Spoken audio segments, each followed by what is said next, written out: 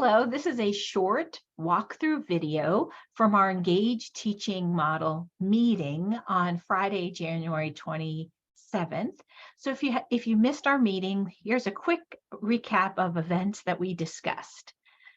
So we began by, of course, revisiting our map of our professional development meetings, and you can see we're in the method section of the Engage Teaching Model. And Friday was our last meeting in implementing collaborative learning in the method section. And then we move on to improvement. So we have 3 more meetings during the month of February 2023. So next we looked at our agenda for our time together and focusing in on the knowing what, knowing why, and knowing how. And we began by talking about what we mean by collaborative learning, why research on collaborative learning methods, what it says. And we recognize that we all have a lot of experience with collaborative learning. So we spent just a little bit of time on the research portion looking at a meta study. And then we ended off with how, by taking an active approach to making groups work. We had a little warm up where we looked at these 3 memes and we discussed what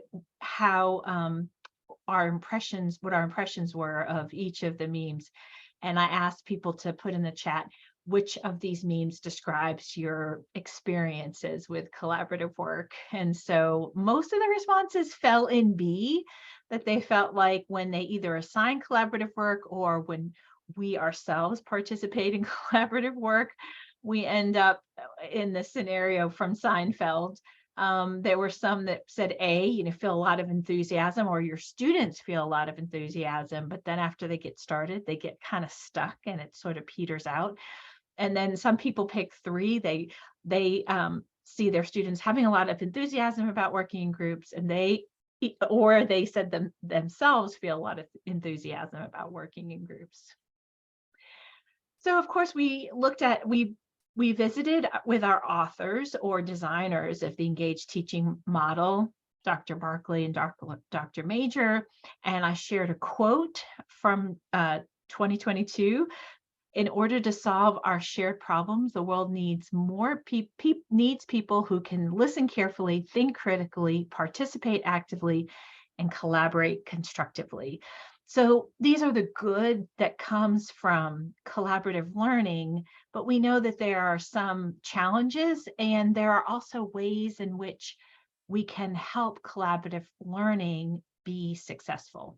So in order for activities to be truly collaborative, several factors need to be considered, according to Barkley and Major.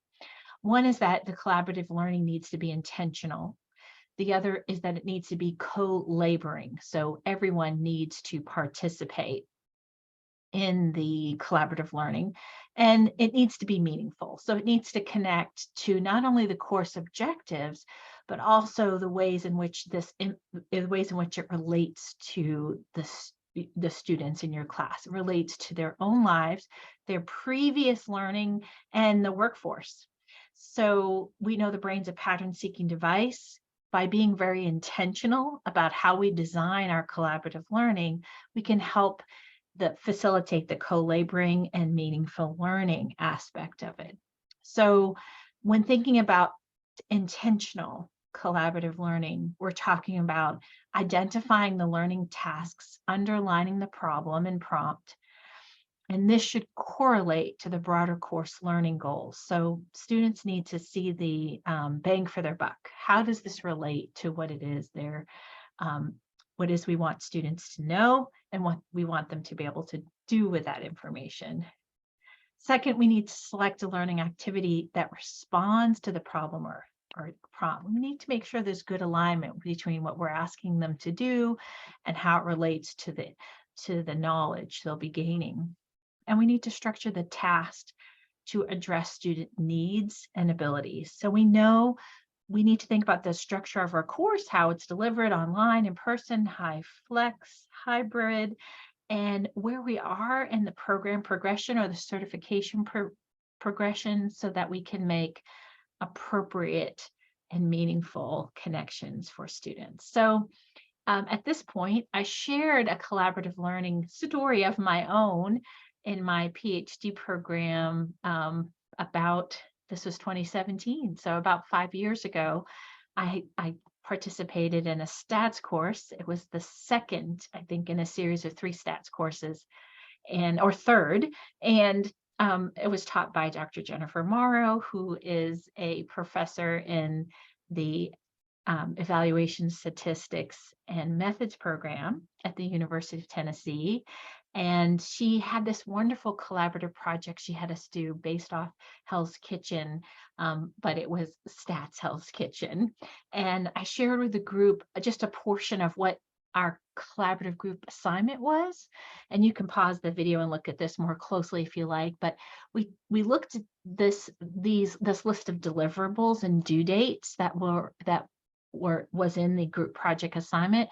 And we talked about what pieces of this we felt like got to some of our discussion points about accountability, the co-laboring piece, the intentional and meaningful learning. So we looked at those 3 aspects with regard to this assignment. We had a great discussion around it.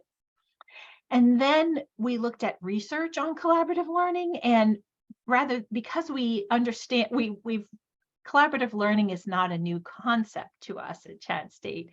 We just looked at one researcher that has done some really interesting work. So Dr. Eva in Melbourne, Australia, she did a meta-analysis that was published in 2013 in the journal Educational Research Review. And she looked at 65 studies as far back as 1995 to, I would assume, close to her publication date of 2013, that all had research around different types of collaborative learning methods.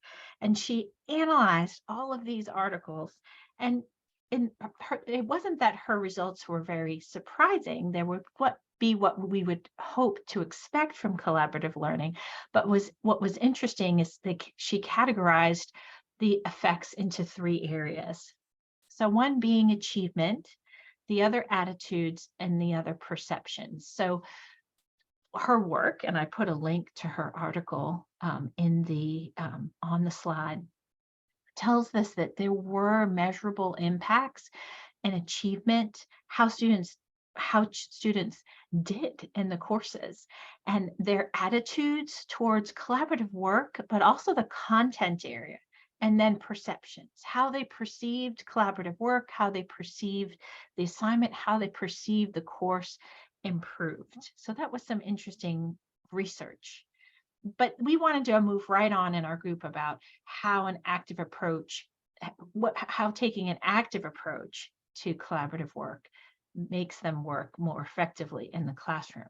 So again, we returned to our Barkley and major, and we shared 3 ways in which taking an active approach can help. So one would be prepare students for collaborative learning. The other would be to design collaborative activities carefully.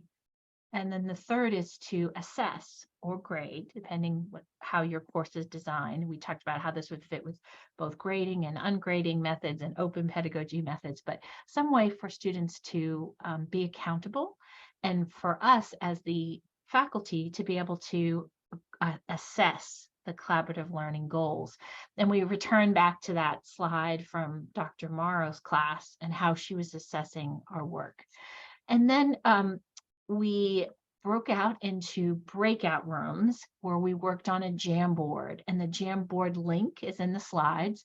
But we wanted to know what were some active approaches to making groups work, and what people those of us in the meeting had tried or would like to try in these 3 categories. So we went into breakout rooms for about 8 minutes. People shared ideas within these 3 categories of taking an active approach to active learning. And I think we learned a lot from each other through our sharing and got some great ideas, and also addressed some things that we'd like to try to do in future collaborative learning lessons. And then we ended off with we kind of transitioned to revisiting problems we might encounter with collaborative learning, and some ways in which we can overcome or manage those. So we talked about the importance of establishing a teacher presence. And I shared in that example with Dr. Morrow about how she checked in with us. She asked us to tell us when we were going to meet as a group and to share the phone number of one of us in the group. And she would either call or text or pop into our virtual meeting if we were meeting on Zoom, just to check in and see how we were doing. But just the fact that she collected that information made us feel like she was establishing a teacher presence with us. And then second is to provide public praise, or I like to say acknowledgement rather than necessarily praise. But as your class comes together, point out the groups that you have visited with, what you've learned, or if you haven't visited with them, point out when it is that they are meeting. If there are incremental goals in the assignment, recognize those who have turned that information in and share it with the class as a whole. Address problems with the entire group about an issue. So if you've noticed that a group is missing a piece or has not completed a deliverable, or you suspect there may be a challenge along the way because you have a teacher presence, go ahead and address that with the group. Share what it is that you're worried about, ask them for feedback, and offer support. And addressing it as the group helps you be able to have a touch point with all of the group members. But if there's an issue with one particular group member, go ahead and privately address that one-on-one rather than addressing it with the group, so that you're not turning off that student or that student, or making them feel like they are impacting the group in such a way that there's not a way for them to turn that around. So again, if by having a strong teacher presence, you can address challenges with a particular group member one-on-one. And then lastly, give yourself permission to reshape groups. Nothing bad is going to happen if you decide to reshape your groups. And we talked about how in our courses right now, many of which are 7-week sessions, oftentimes we want to be sure to quickly model group work in our classes as a whole, but then also find a balance between projects that may take most of the 7 weeks. So having some flexibility on your end can help you reshape groups should challenges occur that are too great to continue on the pathway. And some of us in the group shared some great strategies they had for that. And mostly it was around giving yourself permission to make a change if a change needs to be made. Give ourselves grace. And then we ended off our meeting by revisiting our map again and talking about the next meeting, which is about reflecting on teaching. And thank you for tuning into this video, and I hope to see you in a future session.